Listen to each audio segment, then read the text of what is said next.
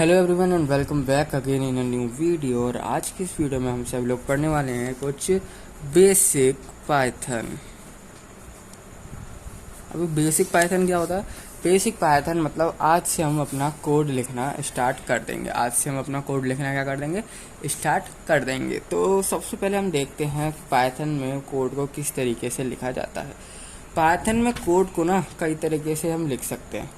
जैसे कि मतलब कई तरह कोड लिखना मतलब हम क्या क्या प्रोग्राम हम बना सकते हैं। इसका मतलब सिंपल यही है, कई तरीके से लिखने का मतलब क्या क्या प्रोग्राम हम बना सकते हैं। जैसे कि अगर आपको कुछ प्रिंट कराना है, मतलब आपको क्या करना है, आपको ये करना है कि अब स्क्रीन पे आपको ये लिखा आ जाए नो या फिर ओके या फिर कुछ भी चीज़ है जो आपकी मर्जी है, आपका नाम क्या ये लिखा आ जाए, तो आप सिंपली क्या लिखोगे? ऐसे लिखोगे नेम इज इक्वल टू, अब यहाँ पर वो अपना नाम भर दे कोई भी यूज़र। इस तरीके से करेंगे क्या?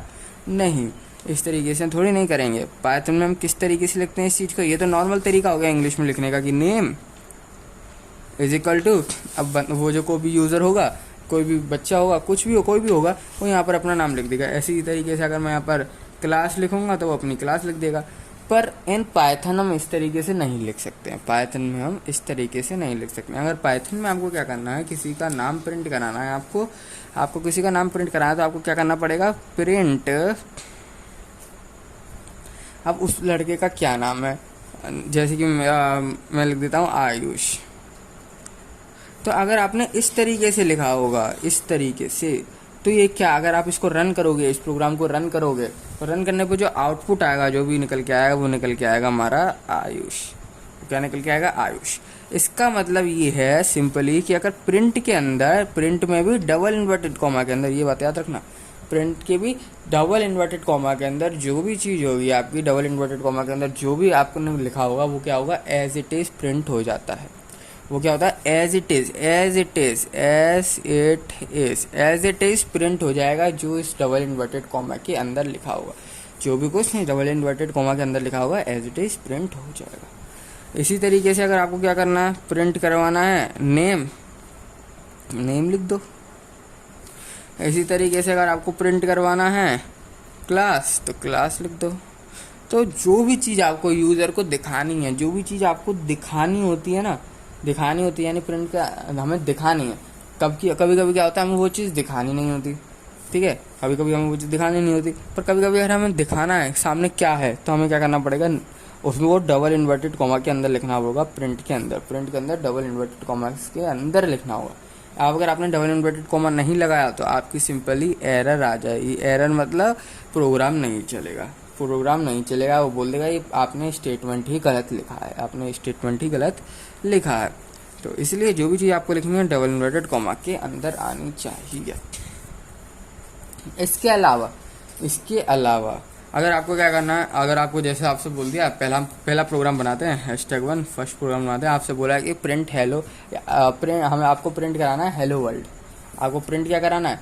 Hello world. और आप हेलो वर्ल्ड किस तरीके से यहाँ पर प्रिंट कराओगे? सिंपली जो मैंने अभी आपको ऊपर बताया, आपसे बोला है कि प्रिंट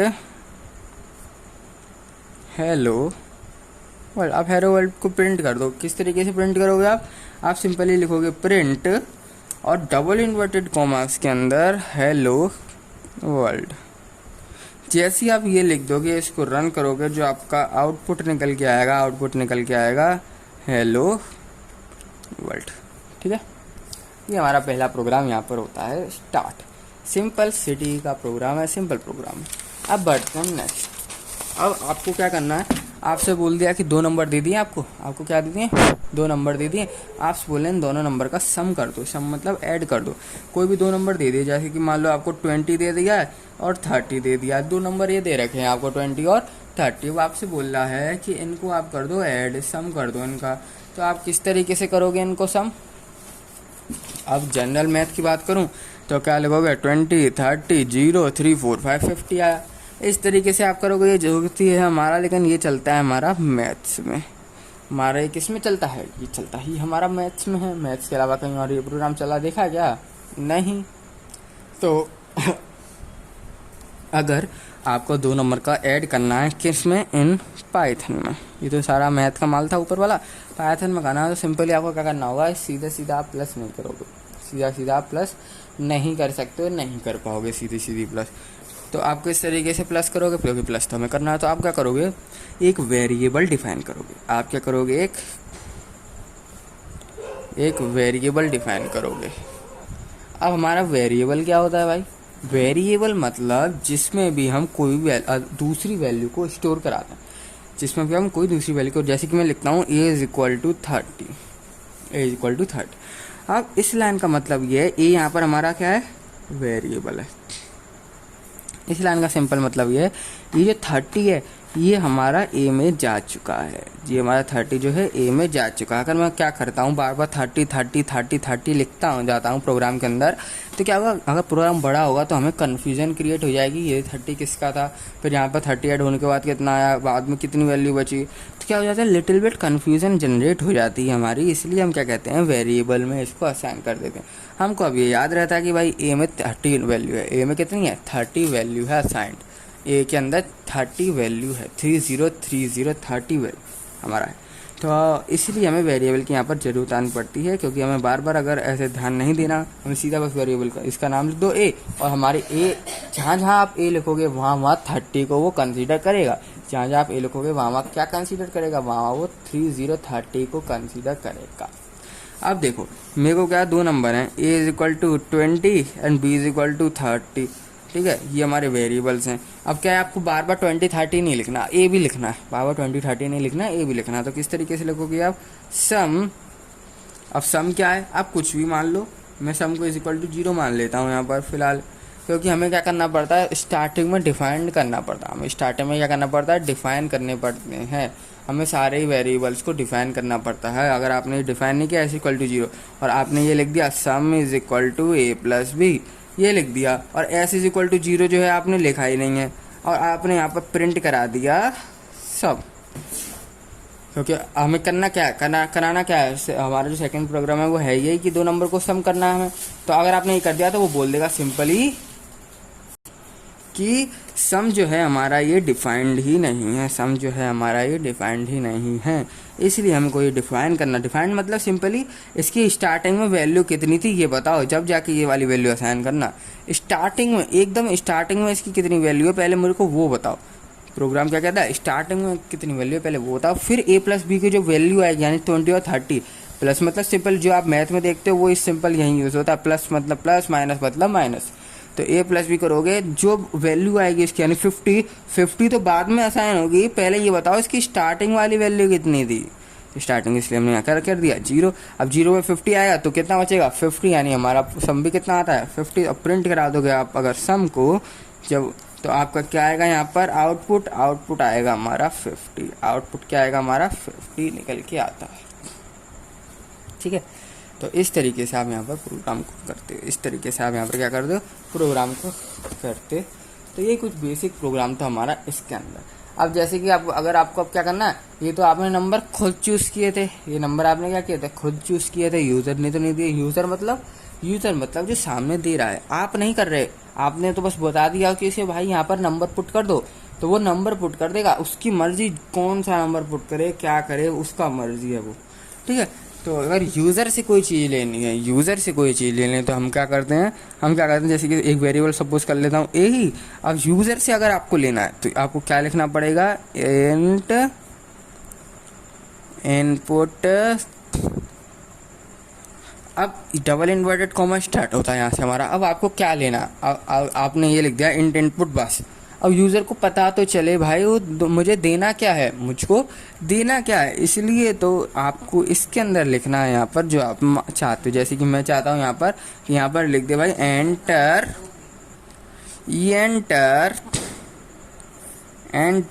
अ नंबर, ये लिख दिया मैंने। अब क्या यूज़र को कम से कम समझ में तो आएगा, भाई मेरे को देना क्या है, मेरे को इसमें पास कराना क्या है। अब आपने एंटर अ नंबर लिख दिया, आप उसको रन कराओगे, ए को प्रिंट कराओ, मतलब रन जैसे ही रन होगा आपसे वो बोलेगा एंटर अ नंबर बताओ मेरे को क्या है, तो आप सीधा यूज़र समझ पा रहा है ना, पहले नहीं समझ। अगर मैं ये लिख दूँ इंट इनपुट इस तरीके से लिख दो। अब यूज़र को क्या पता भाई इसमें लिखना क्या है मेरे को, अब यूज़र को पता ही नहीं इसमें मैं लिखूँ क्या, नंबर दूँ, नंबर के अलावा मैं मतलब इसमें इंटीजर वैल्यू दूँ, मैं दूँ क्या इसके अंदर, ठीक है। और इसमें क्या हो जाता है, कन्फ्यूजन आती है, कभी कभी एरो ही नहीं आ रहा है, हमें मालूम ही नहीं कि हमें कुछ पुट करना है।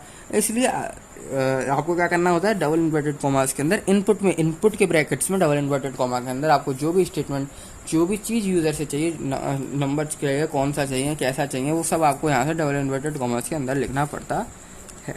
इससे भी गलत नहीं है, ये भी क्या आपका प्रोग्राम गलत नहीं था, पर क्या था इससे पता नहीं चल रहा है यूज़र को क्या करना है मेरे को, ठीक है। इसलिए हमने क्या किया, ये वाली लाइन यूज़ करते हैं, इंट इनपुट। अब यहाँ पर इंट लिखा हुआ है ना, अब यहाँ पर क्या लिखा हुआ है, इंट। अब इसका मतलब ये है कि अंदर जो भी वैल्यू होगी वो इंटीजर कंसीडर करी जाएगी, वो क्या करी जाएगी, इंटीजर। इंटीजर मतलब एक परफेक्ट नंबर कंसीडर किया जाएगा, एक परफेक्ट नंबर कंसीडर किया जाएगा, जैसे कि 1 2 3 4 5 6 -1 -2 -3, यानी माइनस इनफाइनाइट से लेके प्लस इनफाइनाइट तक जितने भी नंबर आते हैं वो सारे नंबर हमारे किसके अंदर आ जाते हैं, वो सारे के सारे नंबर हमारे आ जाएंगे ए के अंदर। आप कुछ भी नंबर पुट कर दो, इसमें कोई सा भी नंबर दे दो, ठीक है, पर क्या नहीं होना चाहिए, वो फ्रैक्शन का नहीं होना चाहिए।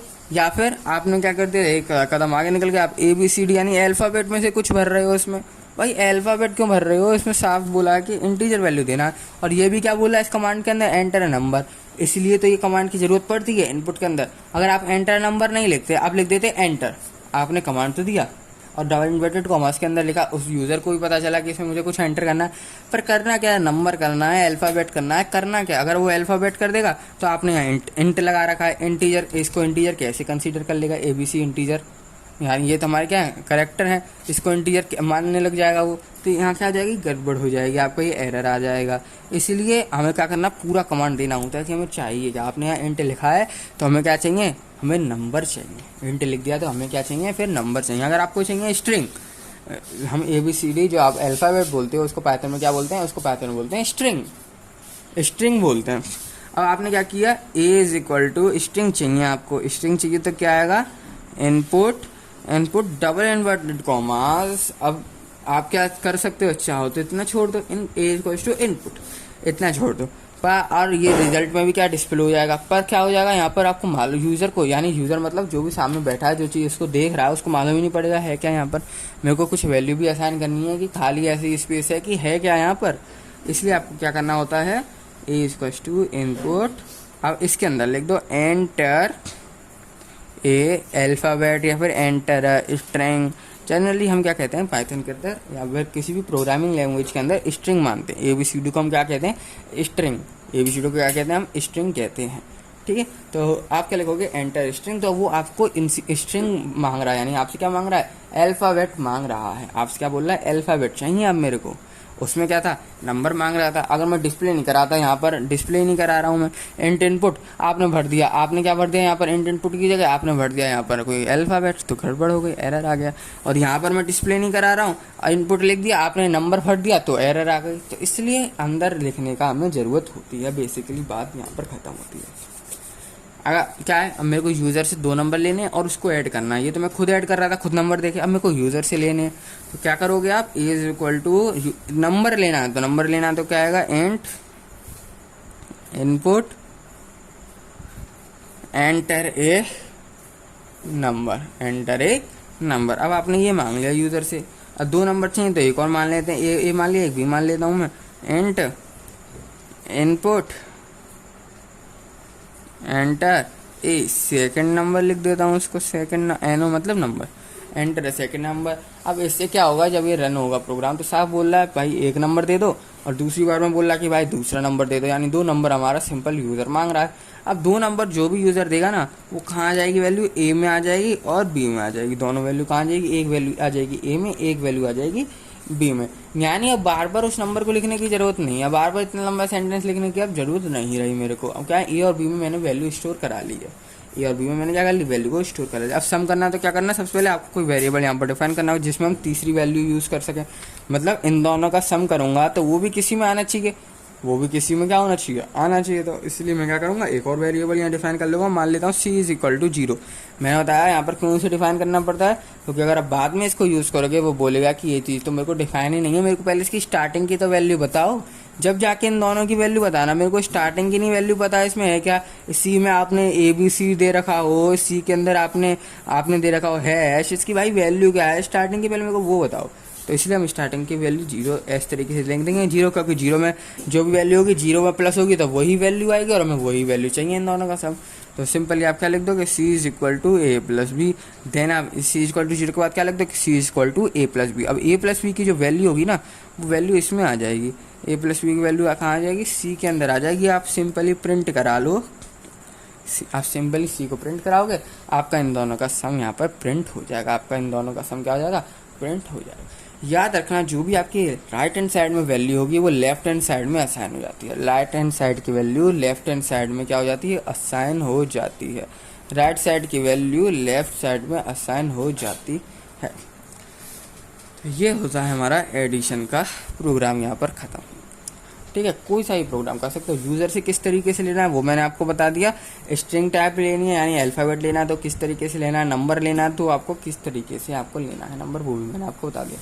अब आपको क्या करना है, सी के साथ यहाँ पर अगर मानो कुछ स्टेटमेंट और चाहिए, the number the sum of two number is C, आपको ऐसा the sum of two number is this, ये ऐसा लिखा है, तो सिंपली आपको क्या करना है, डबल इन्वर्टेड कॉमा लगाओ, the sum of two number is, अब ये लिख दिया। अब इसके आगे नहीं लिखना, अब आप इसके बाद आपको सीधा आंसर प्रिंट कराना है, तो डबल इन्वर्टेड कॉमा यहाँ पर कर दो क्रो और लगाओ कॉमा, और जो आपने किसमें सम स्टोर किया है, सी में किया है ना, तो यहाँ पर लिख दो आप सी और ब्रैकेट को कर दो क्लोज। तो आपका क्या डिस्प्ले हो जाएगा, एक तो जो चीज डबल इन्वर्टेड कॉमास के अंदर होती है ना वो हमेशा दिखती है, इस बात का याद रखना। आपने डबल इन्वर्टेड कॉमास के अंदर लिखा था इसलिए दिख रहा था, जो चीज डबल इन्वर्टेड कॉमास के आप अंदर लिख दोगे वो चीज हमारी विजिबल होती है, वो दिखने लग जाती है। प्रिंट के अंदर डबल इन्वर्टेड कॉमा में ये लिख दिया तो ये दिखने लग गया, और कॉमा सी लगाया, सी में हमारी जो वैल्यू होगी वो यहाँ पर आ जाएगी। सी में क्या वैल्यू हमारी ए प्लस बी, तो सी में हमारी ए प्लस बी वैल्यू यहाँ पर डिस्प्ले होने लग जाएगी। अब क्या होगा, अब जैसे आप इसको रन कराओगे, आपने इसको रन कराया, इस प्रोग्राम को रन कराया, पूरे इस प्रोग्राम को रन कराया, अब रन कराने पर सबसे पहले वो ए की वैल्यू पूछेगा, क्या डिस्प्ले होगा आपको, सबसे पहले ये डिस्प्ले होगा एंटर ए नंबर, ये डिस्प्ले होगा, और कर्सर होगा आपका यहाँ, आप नंबर दोगे, जैसे कि मैं यहाँ नंबर दे देता हूँ 10, जैसे ही एंटर दबाओगे अगली लाइन का डबल इन्वर्टेड कॉमा प्रिंट होगा। याद रखना पाइथन किस तरीके से चलती है, लाइन बाय लाइन चलती है, पाइथन चलती है लाइन बाय, पाइथन हमेशा लाइन बाय लाइन चलती है, इस बात का बस आपको याद रखना, पाइथन हमेशा लाइन बाय लाइन चलती है, ऐसा नहीं है यहाँ लाइन आ गया फिर यहाँ आ गया फिर वहाँ गया वहाँ गया, ऐसा नहीं चलता, लाइन बाय लाइन चलती है। अब दूसरी लाइन का क्या प्रिंट होगा, एंटर ए सेकेंड, जो चीज डबल इन्वर्टेड कॉमास के अंदर होगी वो एज इट इज प्रिंट हो जाती है, एज इट इज प्रिंट हो जाती है। अब कर्सर क्या आ गया, आपने दूसरा नंबर दिया 10, वो भी दे दिया आपने 10, तो अब क्या होगा, अब क्या प्रिंट होगा, अब ये वाला कमांड चलेगा, सी की वैल्यू तो स्टार्टिंग की 0 है, इसके बाद ए प्लस बी, ए कितना है 10, बी कितना है 10, और 10 और 10 अब 20 होता है, 10 और 10 20 वैल्यू कहाँ आ जाएगी, जो 20 वैल्यू वो आ जाएगी हमारी सी में, इसके मुकाबले 20 वैल्यू सी में आ जाएगी हमारी 20 वैल्यू, और जैसी 20 वैल्यू सी में आ जाएगी, हमने सी को यहाँ प्रिंट कराया है, तो यहाँ पर क्या आएगा, जो डबल इन्वर्टेड कॉमास के अंदर है ना वो आ जाएगा यहाँ पर, जैसे कि यहाँ आएगा the sum of two number is, अब क्या आएगा सी, अब सी में क्या आएगा, कॉमा नहीं आएगा, याद रखना कॉमा नहीं आएगा, कॉमा तो केवल यही है कि ये अलग चीज़ है, ये अलग चीज़ है, कॉमा बस ये बता रहा है कि ये हमारा अलग पार्ट है, ये हमारा अलग पार्ट है, ठीक है। The sum of two number is C, अब सी कितना, सी हमारा 20 है,